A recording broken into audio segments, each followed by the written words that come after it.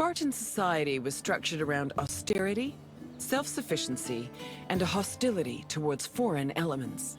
It was divided into three social classes: citizens, perioikoi, and helots. Citizens were called Spartans, or homoioi. They were free men and women with mostly equal rights and wealth, though their contributions to political life were extremely limited. The perioikoi lived in surrounding areas under Spartan control. They cultivated the land and were primarily merchants and craftsmen.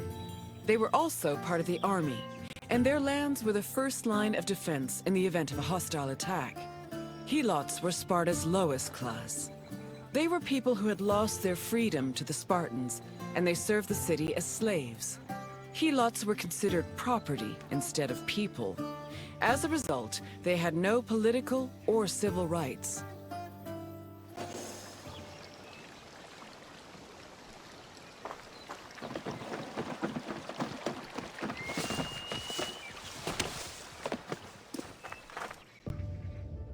Helots made up the majority of Sparta's population. According to Polydeuces, they lingered between slavery and freedom. Two elements made Helots differ from other slaves. They were allowed to form their own families, and they were publicly owned by the city of Sparta instead of private citizens. Because Helots were deemed public property, they could not be sold as merchandise. They mostly worked to cultivate the land, but also fought in wars alongside the Spartans. While they gave the fruits of their labor to Sparta, they also kept a fair part of it for themselves. This practice allowed some Helots to make enough money to buy their own freedom. Alternatively, if a Helot served the state well enough in military campaigns, they could also be granted civil rights.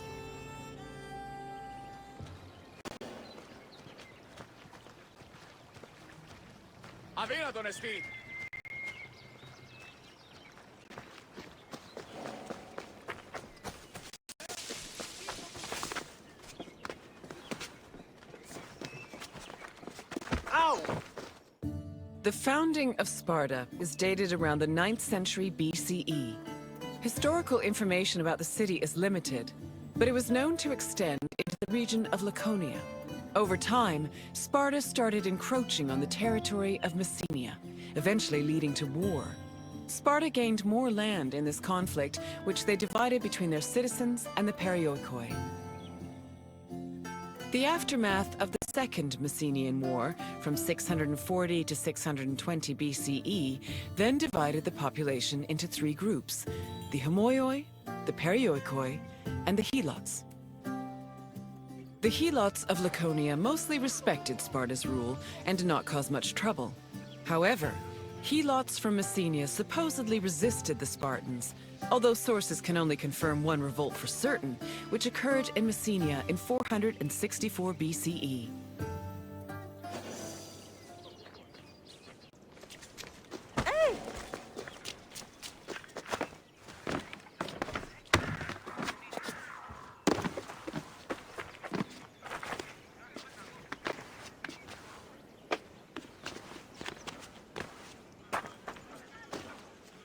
During the 5th century BCE, Helots were quite active in the army, especially during the Peloponnesian War.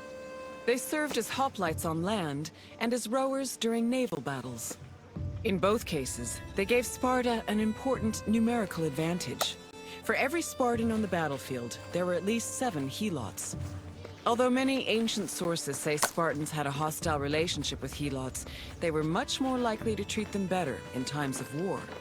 For example, when 300 Helots and 120 elite Spartans were captured by Athens during the Battle of Sphacteria in 425 BCE, the Spartans promised the Helots their freedom if they served them well in combat. Similarly, around the same time, the Spartan general Brasidas fought a battle alongside 700 Helots.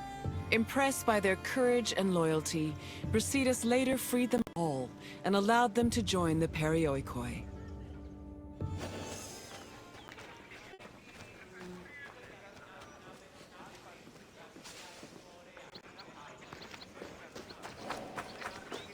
Perioikoi were another group of Sparta's population. They lived not in the city itself, but in its surrounding areas. The Perioikoi were never hostile against the Spartans. In fact, both groups together were known by the collective name Lacedaemonians. Perioikic cities had their own autonomy and sanctuaries, but they were always bound to Sparta. They were allowed to develop their own local laws and economies, but could never reach a level of prosperity that rivaled their parent state.